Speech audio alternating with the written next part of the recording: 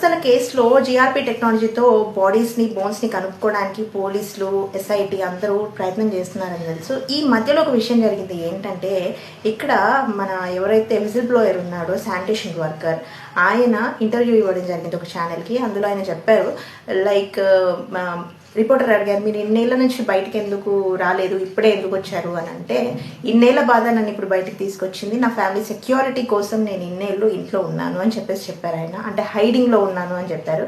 దాని తర్వాత మీరు ఎక్కడ బోన్స్ దొరకలేదు, ఎక్కడ అవశేషాలు దొరకలేదు, ఇంకా ఏది రుజువు కాలేదు కదా అంటే, నేను చూపించిన 13 సైట్స్లో 2 సైట్స్లో అయితే బోన్స్ దొరికాయి. సో అది సైనే కదా అక్కడ నేరం జరిగింది అన్నదానికి అని చెప్పేసి ఆయన అన్నారు. అలాగే నేను చాలా వాటిల్లో మేము ఎక్కడైతే ఒకటే ప్లేస్లో ఎక్కువ మందిని బాధ పెట్టామో ఆ ప్లేసెస్లో చాలా దొరకలేదు. అది నాకు చాలా నిరాశ కలిగించింది.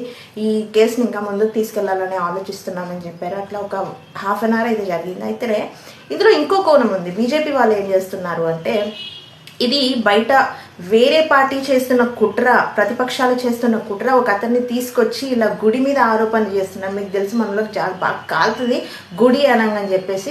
కానీ అక్కడ నిజముందా లేదా అని తేల్చాల్సింది లాయర్లు, గవర్నమెంట్, కోర్టు, అవునా కదా? సో వాళ్ళు యాక్షన్ తీసుకుంటున్నారు. దానికోసం వెయిట్ చేయడం చాలా బెటర్ అని చెప్పేసి నా ఫీలింగ్. మీ ఫీలింగ్ ఏంటి దాని గురించి? ధర్మస్థల కేసు గురించి, అలాగే ధర్మస్థల గురించి పూర్తిగా వీడియో అయితే చేశాను.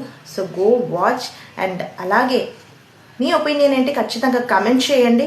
Let's see what happens. దాని గురించి అయితే మధ్యలో అన్ని కేసుల్లానే ఇది ఆగిపోద్దో, లేదంటే నిజాలు బయటకు వస్తాయో చూడాలి మరి.